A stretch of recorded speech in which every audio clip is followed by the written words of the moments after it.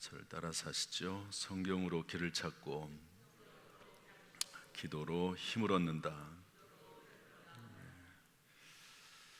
오늘 제목의 말씀은 지혜를 얻으라, 이런 제목입니다. 한번 따라서 할까요? 지혜를 얻으라. 잠언서 말씀에 강조하는 것이 이제 지혜입니다. 그래서 잠언서, 전도서 이런 말씀을 지혜서라고 하거든요. 잠언서의 잠언이라고 하는 말은 국어사전에 의하면 사람이 살아가는데 교훈이 되는 짧은 말 한마디가 그 사람의 인생과 운명을 바꿀 때가 있습니다. 누가 말 한마디 이렇게 아주 적절할 때, 위기 가운데 한마디 해줬는데 그 말씀이 마음에 와닿았어요. 그리고 그 말씀대로 했더니 어려움이 극복이 되고 전화위복이 되는 그런 경우가 많거든요. 그런 짧은 말들을 모아놓은 것이 잠언서입니다. 잠언서는 9장까지는 이제 주로 지혜에 대해서 강조하는 것이고, 이제 10장부터 31장까지는 짧게 한 단어, 한 구절, 한 구절이 전부 우리가 살아나가는데 중요한 교훈이 되는 그런 지혜 말씀들입니다. 이 잠언서의 집필자는 솔로몬입니다.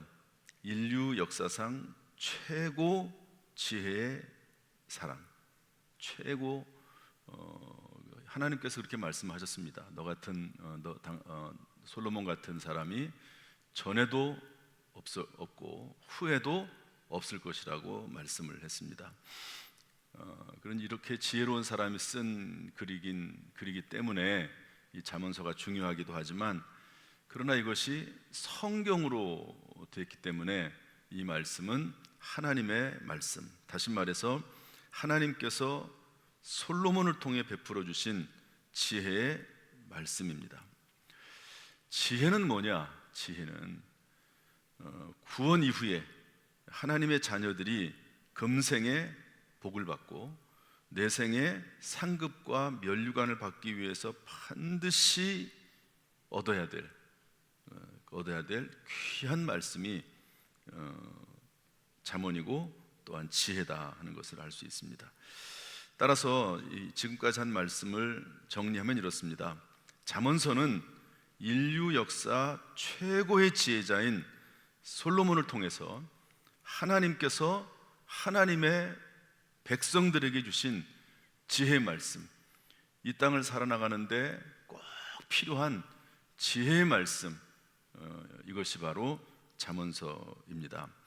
잠언서의 말씀을 따라 행하면 이 땅에서 구원, 이 잠언서의 말씀대로 세상 사람들로 살 수 있거든요. 그렇다고 해서 지혜로울 수는 있지만 구원을 받는 건 아닙니다. 구원받은 사람이 그 이후에 이 세상을 살아나가는 지혜가 잠언서거든요. 잠언서의 말씀에 따라 살면 평안이 임하게 되고 두려움이 없이 안전하다고 이 잠언서 1장 33절에 기록하고 있습니다. 잠언서 3장 4절은 이 지혜의 말씀 따라 살면 하나님과 사람 앞에서 은총과 귀중히 여김을 받는다고 했습니다. 잠언서 3장 14절에 보면 지혜를 얻는 것이 은을 얻는 것보다 낫고 그 이익이 정금보다 낫다고 했습니다. 가끔 말씀드리지만 인류 역사상 최고로 안전하고 동시에 가장 많은 수익률을 올리는 투자가 금이라고 그렇게 누가 발표를 하더라고요. 요즘 주식 열풍이 있어가지고 웬만한 사람들이 주식을 많이 하더라고요. 위험성도 많이 있습니다.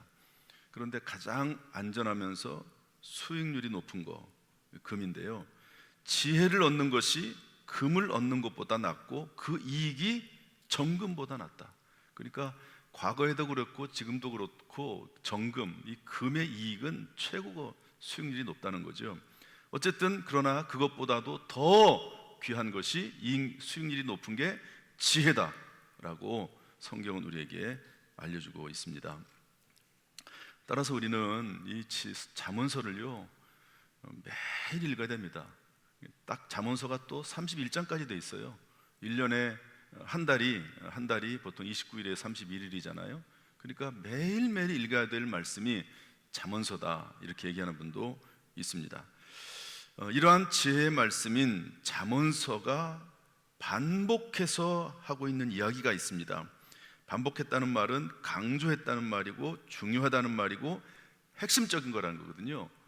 여러분, 이 지혜서, 하나님이 주신 지혜의 말씀, 인생을 평안하게 살기 위해서 가장 높은 수익률을 거두게 하긴 이 지혜의 말씀이 계속해서 반복하고 있는 주제, 중요하지 않습니까?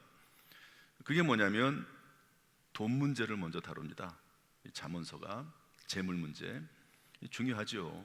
어떤 사람은 이 재물 때문에 사람을 죽이기도 하잖아요. 몇 푼 때문에. 그만큼 이 돈 문제가 중요한 겁니다. 우리 현실에 아주 밀접하고. 그 다음에 잠언서가 다루는 중요한 주제는 말에 대한 이야기를 다룹니다. 말.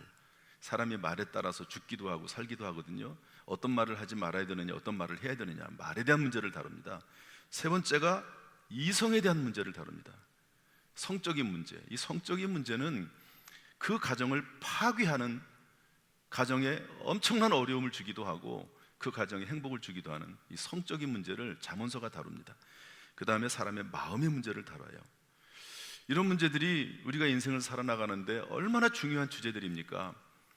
이런 것에 대해서 나름대로 기준이 없이, 가치관이 없이, 교훈이 없이 살아가면 얼마나 그 인생이 깜깜한 어둠과 같겠습니까?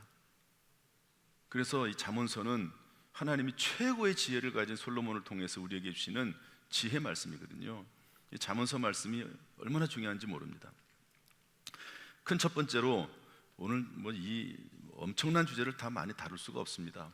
어느 정도 하다가 할 만큼만 하고 다음 주에 또 하게 되면 하고 못 하게 되면 또 다음 주에 설교할 준비하고 기도하는데 하나님이 이런 말씀을 전해야 된다 그러면 그 말씀 해야 되는 거니까 또 할 수 있을지 없을지는 모르겠습니다만은 일단은 한 대까지 하겠습니다. 첫 번째는 돈과 관련된 지혜의 말씀인데요. 돈과 관련된 지혜의 말씀. 첫 번째, 성경에서 몇 번 강조되는 잠언서에서 나오는 말씀이 담보와 보증에 대한 이야기입니다. 가진 게 있어야지 담보 보증도 해주겠지만, 그러나 꼭 재물이 많고 적다고 해서 이 담보의 문제가 안 되는 건 아닙니다. 성경에서 잠언서 11장 15절은 이렇게 말씀하고 있습니다. 한번 다 같이 읽어보겠습니다. 시작. 타인을 위하여 보증이 되는 자는 손해를 당하여도 보증이 되기를 싫어하는 자는 보증을 쓰게 되면 손해를 당한다. 17장 18절은 이렇게 되어 있습니다. 지혜 없는 자는 남의 손을 잡고 그의 앞에서 보증이 되느니라. 성경은 아예 딱 얘기합니다. 보증을 쓰는 거 지혜 없는 사람이다. 지혜 없는 사람이 보증을 쓴다. 보증 쓰지 말라는 거예요. 성경은 철저히 보증 쓰는 것을 금하고 있습니다. 돈을 빌리려면 요즘 우리나라가 얼마나 잘 돼 있습니까? 은행권에서 돈을 빌리면 됩니다. 그런데 내가 욕심이 있어서 내가 어떤 일을 해야 되는데 돈이 더 필요해가지고요, 은행에서 주는 돈의 한계를 넘어서 빌릴 때가 있습니다. 다른 사람의 보증을 서달라고 그래요. 그러면 은행이 판단을 해서 이 사람은 돈을 빌려줄 수 있는 한도가 요만큼이다 라고 은행에서 얼마나 은행에서 그 부분에 대해서 연구를 많이 하고 또 그리고 거기에 대해서 잘 알겠습니까? 거기에서 한도를 딱 정해놓은 거예요. 그런데 그것보다 더 많은 것을 요구하면서 다른 사람에게 보증 서달라고 하는 거거든요. 그러면 그거는 빌려주는 사람은, 보증 서주는 사람은 미련한 사람입니다. 은행에서 안 된다고 하는 것을 자기가 해주는 거예요. 보증 서주는 것은 절대로 금합니다, 성경에서. 그러면서 뭐라고 말씀하냐면, 혹시 담보를 해줬거나 이미 보증을 섰으면 속히 벗어나라. 잠언서 6장 1절부터 5절에 그렇게 되어 있습니다. 빨리 가라. 그것을 풀기 위해서 겸손하게, 빌려줄 때는, 보증 서줄 때는 얼마나 아주 그냥 고자세로 빌려줍니까? 막 그냥 은혜를 베풀고 선을 베푸는 것처럼. 그러나 보증을 쓰게 되면 그때부터는 완전히 역전이 되는 거거든요. 겸손하게 이웃에게 찾아가서 간구해라. 그리고 스스로 구원해라. 이것이 해결될 때까지 눈을 감지 말아라. 잠들지 않게 해라. 잠잘 시간이 어딨냐 지금. 이거 보증을 빨리 풀어야 되는데 잠잘 시간이 어딨냐. 이거 풀어라. 노루가 사냥꾼의 손에서 벗어남같이 새가 그물 치는 자의 손에서 벗어난 것 같이 해라. 스스로 해라. 누가 해주는 거 아니다. 네가 해야 된다. 네가 보증 쓰지 말고 보증 섰으면 빨리 벗어나라. 지난 주간에 우리 목회자들 모임이 있었습니다. 그런데 이제 그 교회에서 이제 모임을 가지면 그 교회 목사님이 설교를 하도록 그렇게 이제 구조를 만들어 놨거든요. 그런데 이제 그분이 그 목사님이 목사가 되기 전에 검찰청에서 일을 했습니다. 과학 분야 음성 분석 전문가, 그러니까 잘 나가는 사람이죠. 권세가 있는 사람입니다. 그런데 이분이 보증을 서줬습니다. 그러다가 IMF가 터졌네요. 그래서 재산 다 날아가 버렸습니다. 신용불량자가 됐습니다. 사람이 이렇게 엄청난 어려움을 당하면 병이 생기거든요. 급성 천식이 왔습니다. 급성 천식이 와가지고 숨을 못 쉬는 거죠. 숨을 못 쉬니까 죽는 거죠, 당연히. 그런데 어떻게 빨리 119를 불러가지고 병원의 응급실에 가서 산소호흡기를 이렇게 딱 달았습니다. 그런데 그거를 다는 순간 괜찮아지는 거예요. 이분이 어떤 생각을 했냐면, 야, 사람의 생명이라는 게 이런 거구나. 금방 죽을 수도 있고 또 금방 살아날 수도 있는 것이 생명이구나. 이렇게 생각을 하고 이분이 그것을 계기로 목회자가 됐습니다. 신학대학에 들어가서. 이렇게도 하나님은 협력해 선을 이루긴 하시죠. 보증 잘못 썼다가 이제 깨닫고 이제 목회자가 된 거는 좋은 일인데, 보증 서는 문제는 위험하다는 거예요. 치명적입니다. 여러분, 사람이 아무리 친해도 돈 문제가 걸리면 참 그 모든 관계 다 깨져버립니다. 그래서 보증 쓰는 거 하나님께서 철저히 금하시고요, 빨리 빠져나가라고 말씀하십니다.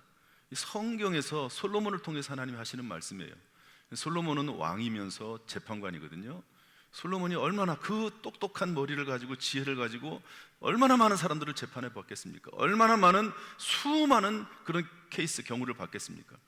그런데 보니까요, 이 보증 쓰는 문제로 인해서 가정이 파괴되고 인생이 망가져 버리고 파멸하고 이런 것을 솔로몬이 보지 않았겠습니까? 보증 쓰지 말라는 거예요. 여러분, 이게 구원에 대한 문제를 다루는 건 아닙니다. 구원은 예수를 믿음으로 받아요. 그러나 구원 이후에 예수 믿는 사람들도 지혜롭지 못해가지고 하나님 말씀에 따라 살지 않아서 미련해가지고 어려움을 당하는 경우가 있거든요. 그 부분에 있어서 이 돈 문제, 특별히 보증 쓰는 문제, 이 부분을 성경이 우리에게 알려주고 있다. 이것이 지혜다라고 알려주고 있습니다. 여러분, 혹시 보증 쓴 분 계십니까? 빨리 풀어야 됩니다. 어떤 방법이 됐든지 간에 풀어야 된다. 그리고 혹시 누가 보증 서달라면요, 그 보증 서주면 안 됩니다. 이 사람의 관계가 있지. 여러분, 그 관계 잠시 그 미안한 것 때문에 완전히 그 관계가 깨져버리고 심지어 나중에 원수가 되기도 합니다. 원수가. 그 문제로 인해서. 이 부분을 성경이 말씀하고 있다는 것을 기억해야 되고요. 그런데 이 돈 문제 관련해서 보증서 주는 거하고 또 빌려주는 문제가 있습니다. 빌려주는 거. 이 담보하고 보증서는 건 좀 다른 문제거든요. 하나님이 담보와 보증서는 것은 철저히 금하시지만 어려운 사람에게 꾸어주는 것은 하나님이 기뻐하십니다. 어려운 사람에게 꾸어주라고 하나님 말씀하세요. 담보는 안 된다. 그러면서 신명기 23장 19절에 보면 뭐라고 되어 있냐면, 특별히 하나님의 백성들, 성도들이 가난할 경우에 그 가난한 사람, 어려운 사람들을 외면하지 말고 빌려줘라, 꾸어줘라, 이렇게 되어 있습니다. 그런데 뭐라고 말씀하냐면 이자를 받지 말라고 되어 있습니다. 이자 받지 말아라.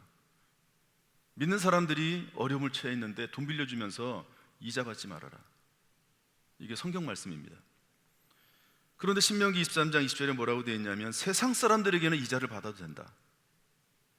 불신자들에게는 이자 받아도 된다. 그렇게 기록을 하고 있습니다. 그러나 빚내서 구워줄 수는 없죠. 성경이 빚을 내서 내가 다른 사람의 돈을 빌려주는데 내가 빚을 내가지고 돈을 그 사람을 구워준다? 그 성경적인 지혜가 아닙니다. 잠언서 3장 27절 말씀 보면 내 손이 베풀 힘이 있거든 마땅히 베풀기를 아끼지 말며 이렇게 되어 있습니다. 자신이 도울 수 있는 한계 내에서 다른 사람에게 구워주는 거죠. 그러나 구워줄 능력이 있음에도 불구하고 구워주지 않는 것은 그것은 하나님이 기뻐하는 일이 아니죠. 내 능력이 있어요. 구워줄 수 있어요. 그런데 그렇게 하지 않아요. 그러면 그것도 그리스도인으로서 온당하지 않은 일이다 하는 것을 알려주고 있습니다. 또 이런 문제가 있습니다. 담보보증 문제가 있고 구워주는 문제가 있고 구제가 있습니다. 이것은 담보와도 다르고 빌려주는 것과도 또 다른 영역입니다. 같은 돈, 재물 문제이지만 구제는 뭐냐면 가난한 사람에게 재물을 주되 거저주는 것을 말합니다. 그냥 주는 거예요. 받을 생각하지 않고 그냥 그 사람에게 거저주는 것을 구제라고 말합니다. 그런데 성경은 여기에 대해서 뭐라고 말씀하고 있냐면 구제는 하나님께 구워드리는 것이며 하나님께서 갚아주신다 이렇게 기록을 하고 있습니다.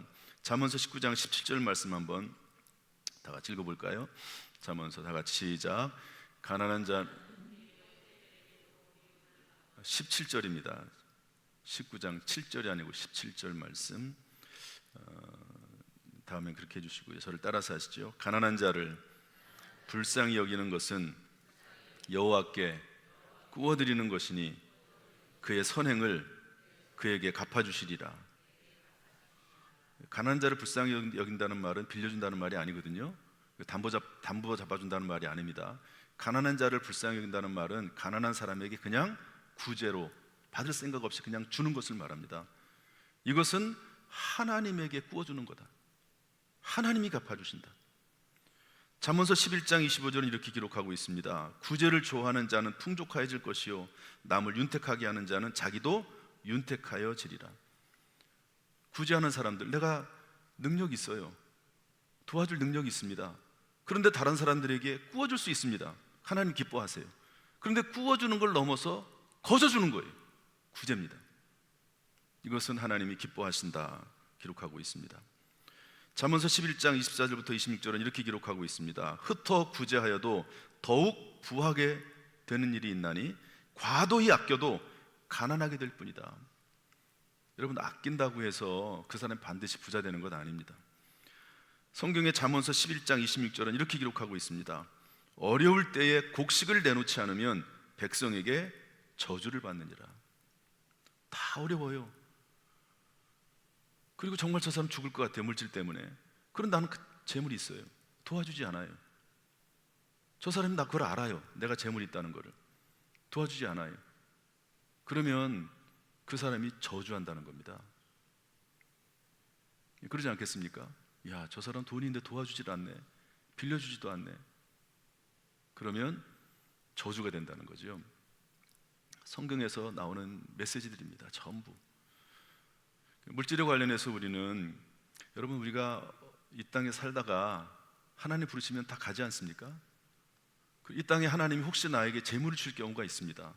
그러면 그 재물을 가지고 어려운 사람들, 가난한 사람들을 도우라고 그런 재물들을 주신 거거든요. 그러면 그렇게 사용되는 재물은 하나님께서 기뻐하시고 그 자손 대대로 자녀 손손에게 복이 된다고 성경은 기록을 하고 있습니다. 하나님 그렇게 하시겠다는 거예요. 물질을 가지고 보증 서는 것은 하지 말아라. 그러나 빌려줘라. 이자 받지 말고. 그리고 할 수만 있으면 그냥 무상으로 줘라. 그러면 내가 책임져 주겠다. 내가 너에게 터주겠다, 갚아주겠다 라고 성경이 하나님께서 말씀하고 있는 것이죠. 이게 지혜라는 겁니다. 성경이 우리에게 알려주는 지혜라는 거죠.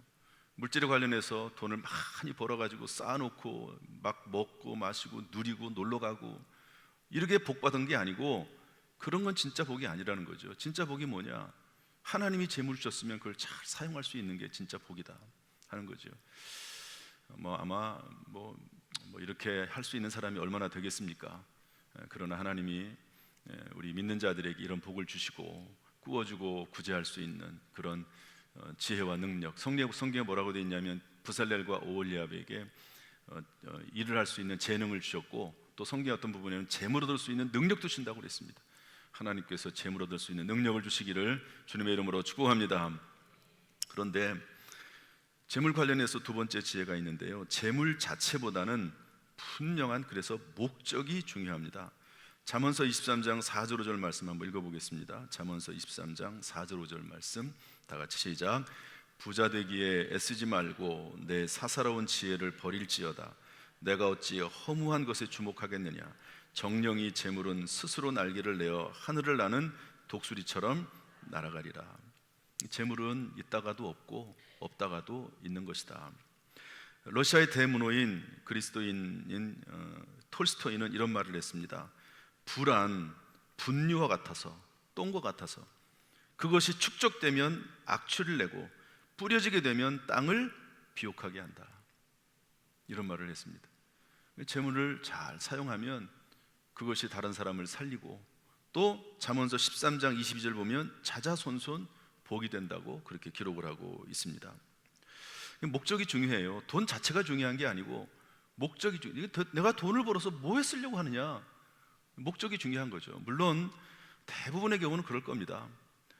내가 이 돈을 벌어서 그냥 나 혼자 쓰기에도 부족한 경우가 많을 것입니다.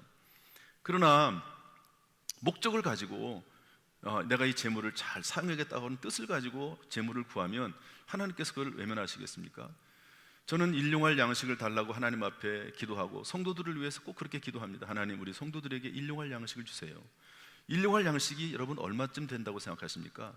솔로몬이 성경에 뭐라고 기록하냐, 솔로몬에게 일용할 양식이 있었거든요. 솔로몬은 왕으로서 수많은 신하들에게 월급을 줘야 되고, 그리고 군인들에게 먹고 살 수 있는 양식을 줘야 되고, 그리고 일하는 일꾼들에게 그 월급을 또 줘야 되거든요. 그 솔로몬의 일용할 양식이요, 성경에 그렇게 돼 있어요. 솔로몬이 하루에 사용하는 양식이 어떻다라고 성경에 그렇게 돼 있습니다. 솔로몬의 일용할 양식은 어마어마합니다. 일용할 양식이, 그게 일용할 양식이지 나 혼자 먹고 사는 게 일용할 양식이 아니거든요.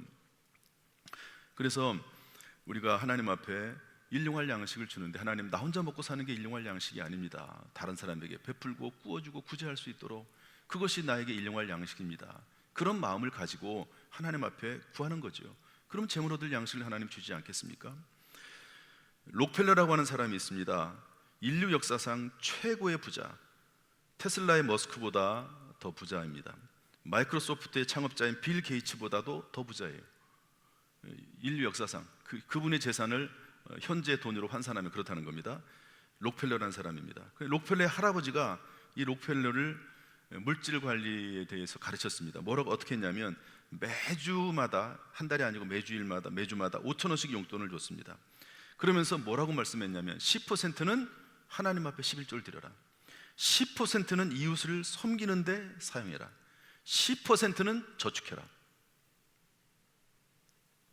그리고 나머지 70% 가지고 사용한 다음에 보고해라. 그리고 일주일마다 보고하지 않겠습니까? 잘 사용했으면 1,000원을 더 줍니다. 잘못 사용했으면 1,000원을 뺍니다. 그러면서 물질 훈련, 재물 훈련을 하게 했습니다. 재물 사용하는 법을 할아버지에게 잘 배워서 실천하고, 그러는 가운데 하나님께서 복을 주셔서 40대의 세계 최고의 부자가 됩니다. 그런데 병을 얻습니다. 사망 선고를 받습니다, 의사에게. 그런데 정말 하나님의 은혜로 기적적으로 치료를 받아요.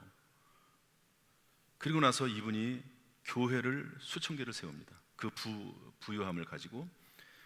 지금도 록펠러 재단이라는 게 있습니다. 거기서 엄청난 일을 합니다. 학교를 세우고, 그래서 노벨상이 가장 많이 나온 미국의 시카고 대학에 대학을 세운 분이 이 록펠러입니다. 구제 사업을 엄청나게 많이 합니다. 이런 일을 하고 있는 것이죠. 재물 자체가 중요한 게 아니라 그 재물을 가지고 내가 어떻게 쓸 거냐. 록펠러 할아버지는 재물을 얻으면 하나님 앞에 10분의 1을 드려라, 가난한 사람들을 위해서 쓰기 위해서 10분의 1을 떼어놔라, 그리고 저축해라. 10%는. 그렇게 가르쳤다는 거죠. 목적이 있어야 되는 겁니다. 이게 지혜라는 거예요. 지혜. 돈을 벌기만 애를 쓰는 게 지혜가 아니고 어떻게 사용할 것이냐를 생각하는 게 지혜라고 성경은 알려주고 있습니다. 재물에 관련된 지혜 세 번째는요, 재물로 하나님을 공경하라는 겁니다. 잠언서 3장 9절 말씀 다 같이 읽어보겠습니다. 잠언서 3장 9절 10절 말씀 다 같이 읽어보죠. 시작. 내 재물과 내 소산물의 처음 익은 열매로 여호와를 공경하라. 그리하면 내 창고가 가득히 차고 내 포도즙 틀에 새 포도즙이 넘치리라. 여러분, 하나님이 주시는 복이 있습니다. 사람이 노력해서 얻는 복이 있고 하나님이 주시는 복이 있습니다. 예를 들어서 내가 아주 부잣집에서 태어났어요. 그러면 그 부잣집에서 태어난 그 부모님의 재물이 내 것이 될 수 있잖아요. 그게 내가 노력해서 얻은 겁니까? 아니잖아요. 부모를 통해서 받는 복입니다. 마찬가지로 사람이 노력해서 얻는 복이 있고 하나님이 주시는 복이 있습니다. 따라서 하나님께서 원하시는 것은 다른 게 아니에요. 하나님의 것을 하나님에게 드릴 줄 알아야 된다. 그러면 하나님이 내가 알아서 책임지고 복을 주겠다. 여러분, 재물이라고 하는 게요, 있다가도 없습니다. 나 때의 부자인데요, 내 다음 때 그 돈이 어떻게 누가 합니까? 여러분, 지금 가지고 있는 그 많은 재물들이 내 자녀 때 그게 다 유지가 될 거라고 생각을 하십니까? 천만에 그렇지 않습니다. 정치하는 분들 보시죠. 그렇게 엄청난 권력을 가진 것 같아도 그 권력이요, 금방 사라집니다. 그래서 하나님 앞에 말세, 하나님 이 땅에 재물을 쌓지 말고 하나님 나라의 보좌를 재물을 쌓으라고 말씀을 하고 있는 것이죠. 오정현 목사님 이런 말씀을 했습니다. 자수성가가 아니라 신수성가다. 하나님, 신은 하나님을 말하거든요. 하나님의 손으로 가문이 일어나는 것. 그리고 신수성가, 믿을 신자를 써서 믿음으로 그 가문이 일어나는 것. 자수성가, 내 손으로 하는 게 아니라 하나님의 손으로, 또 믿음의 손으로 가문이 일어날 수 있다 말씀하고 있습니다. 시편 127편은 이렇게 말씀하고 있습니다. 여호와께서 집을 세우지 아니하시면 세우는 자의 수고가 헛되며 여호와께서 성을 지키지 아니하시면 파수꾼이 깨어 있음이 헛되도다. 저나 여러분이나 다 죽습니다. 가져갈 수 없습니다. 재물을 하늘에 쌓아두라고 성경은 알려주고 있죠. 이런 내용들이 이게 재물과 관련된 잠언서의 지혜의 말씀들입니다. 그 외에도 많은 내용들이 있습니다. 이런 잠언서를 쭉 읽으세요. 읽으면서 재물 사용을 이렇게 하는 거구나 하는 것을 알아야 됩니다. 지혜에 관련해서 성경은 재물에 대한 이야기를 많이 하고 있습니다. 두 번째로 성경 잠언서에서 어떤 말씀을 하고 있냐면 언어와 관련된 이야기를 하고 있습니다. 지금부터는 제가 짧게 얘기하겠습니다. 잠언서 18장 21절은 이렇게 말씀을 하고 있습니다. 한번 읽어볼까요? 다 같이 읽어보죠. 시작. 죽고 사는 것이 혀의 힘에 달렸나니 혀를 쓰기 좋아하는 자는 혀의 열매를 먹으리라. 한마디로 말해서 할 말이 있고 하지 못할 말이 있다는 겁니다. 하지 못할 말은 하지 말라는 거예요. 할 말은 지혜롭게, 아름답게 잘 할 수 있는 그런 모습을 가져야 되는데 그게 능력이라는 거죠. 여러분, 대부분 사람들이 고통을 당하는 이유가 뭐냐면 언어 때문에, 말 잘못해서 어려움을 당하거든요. 한번 쏟아놓으면 쏟아진 물 같아서 주워 담을 수가 없습니다. 말 조심해라. 그러나 또 꼭 해야 될 말은 꼭 해라. 이거 잘 구분할 수 있는 게 얼마나 능력인지 모릅니다. 할 말 할 줄 알고 하지 말을 안 할 줄 알고. 사람이 참지를 못하거든요. 하지 말을 해서는 안 될 말인지 아는데도 내뱉고 말아요. 그러면 그 순간부터 모든 환경이 다 바뀌어버립니다. 말은 누에고치와 같다고 했습니다. 누에고치의 실과, 누에가 입에서 실을 빼내죠. 그것으로 자기의 집을 만드는 거거든요. 내가 하는 말이 내 인생을 만들어 버립니다. 누구한테 원망할 필요가 없습니다. 내가 한 말 때문에 내가 그렇게 얽매이는 거지. 말을 잘하고 할 말을 하고 하지 못할 안 할 말은 안 해야 된다. 성경에 가르치는데 여기에 관련된 잠언서에서 언어에 관련된 말이 100번 나옵니다. 그만큼 언어가 중요하다. 인생에 있어 살아가는 지혜에 있어서 언어만큼 중요한 게 없다. 100번 나 100번. 하나님 우리에게 말을 잘 할 수 있는, 또 금할 수 있는 말은 금하고 할 말은 할 수 있는 지혜를 주시기를 주님의 이름으로 축복합니다. 세 번째로 성적인 부분이 있습니다. 성적인 부분, 참 이것도 중요합니다. 한번 볼까요? 잠언서 5장 15절 말씀 한번 읽어보겠습니다. 잠언서 5장 15절 시작. 너는 내 우물에서 물을 마시며 내 샘에서 흐르는 물을 마시라. 이게 이제 부부간의 이야기를 이렇게 써놓은 겁니다. 시적으로. 오직 결혼하고 나면 내 남편, 오직 내 아내만 생각하라는 겁니다. 다른 여자가 아무리 예뻐도, 다른 남자가 아무리 멋있어도 거기에 관심 두면 안 됩니다. 결혼 전에는 누구나 다 대상이 될 수 있죠. 그러나 결혼하면 오직 내 아내, 내 남편밖에 바라봐서는 안 됩니다. 요셉은 그 주인의 아내가 유혹할 때 도망갔습니다. 그 젊은 나이에 혈기가 있을 때 도망갔습니다. 다윗은 잠깐의 유혹을 이기지 못해가지고 밧세바라는 여자를 취하고 그로 인해서 얼마나 많은 어려움을 당합니까? 결혼은 뭐냐? 내가 이 여자만 바라보겠다, 내가 이 남자만 바라보겠다라고 모든 사람 앞에서 발표하는 게 결혼입니다. 그러나 현장에서 가늠하다 붙잡혀온 여자가 있습니다. 그때 예수님께서 뭐라고 말씀하시죠? 너희 중에 죄 없는 자가 먼저 돌로 치라. 그랬더니 나이가 든 사람부터 해서 다 떠나가거든요. 물어보죠. 다 어디 갔냐? 너를 돌로 쳐 죽이려고 하는 그 사람들 다 어디 갔냐? 없습니다. 예수님께서 말씀하시기를 나도 너를 정죄하지 아니하노니 가서 다시는 죄를 범하지 말라. 이렇게 용서하시죠. 혹시 저는 이제 목회하다 보면 그런 상담을 받습니다. 성적인 문제, 이성적 문제. 교회 다니는데요, 직장 생활하면서 다른 남자, 다른 여자 만나는 경우 있거든요. 그러면 이제 그게 양심의 가책이 돼서 찾아오는 경우가 있습니다. 그러면 당장 끊어라. 그거 죽는다. 가정 파괴된다. 그거 당장 그만둬라. 그리고 다시는 하지 말아라. 하나님 앞에 회개하고 다시는 그 일 하지 말아라. 그렇게 얘기하거든요. 빨리 돌이켜야 됩니다. 마음과 관련된 지혜가 있습니다. 잠언서 17장 22절 말씀 보면 이렇게 되어 있습니다. 읽어볼까요? 시작. 마음의 즐거움은 양약이라도 심령의 근심은 뼈를 마르게 하느니라. 마음은 단순히 마음의 문제가 아니고 육체의 문제까지 연결이 되어 있다 하는 그런 말씀이거든요. 그래서 마음을 강하게 하고 담대히 해라. 하나님은 제일 먼저 사람의 마음을 터치하십니다. 마음. 마지막 다섯 번째로 정말 놀라운 말씀이 잠언서 8장에 나옵니다. 이번 좀 읽어보겠습니다. 잠언서 8장 22절 말씀 한번 읽어보겠습니다. 잠언서 8장 22절 시작. 그래서 그 조화의 시작 곧 태초에 일하시기 전에 나를 가르쳤으며, 여기서 나가 뭐냐면 지혜거든요.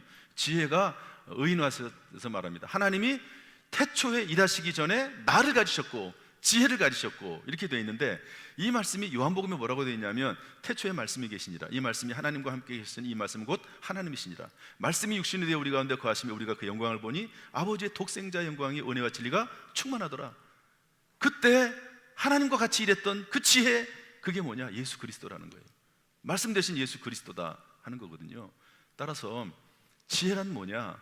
예수 그리스도가 지혜입니다. 예수 그리스도를 얻는 사람은 지혜를 얻는 거죠. 예수님은 지혜 그 자체이시거든요. 지혜를 주시는 분이 누구냐? 예수 그리스도라는 겁니다. 그래서 누구든지 지혜가 부족하거든 후히 주시고 꾸짖지 아니하시는 하나님께 구하라. 그러면 주시리라 말씀하고 있습니다. 여러분, 예수님에게 지혜를 구하면 주실 줄로 믿습니다. 솔로몬이 지혜를 구했더니 지혜를 주셨어요. 하나님 지혜를 주셨어요. 이런 지혜로 충만할 수 있기를 주님의 이름으로 축복합니다. 말씀을 정리하겠습니다. 구원은 하나님의 은혜와 선물로 나를 위해 십자가에 죽으신 예수 그리스도를 믿음으로 순간적으로 받습니다. 그러나 구원 이후에는 잠언서와 같은 하나님의 말씀을 따라 지혜롭게 살아야지만이 금생에서 복된 인생, 평안하고 가치 있는 인생을 살고 내생에서 상급과 면류관을 받는 삶을 살게 되는 것이죠. 여러분, 하나님의 은혜와 선물로 예수 믿어 구원받았으니까 이제는 말씀 안에서 지혜를 얻어 살아가는 가운데 금생에서 복된 가문이 되고 내생에서 상급과 면류관 받는 우리 모든 성도가 되기를 주님의 이름으로 축원합니다. 축원합니다. 기도하겠습니다.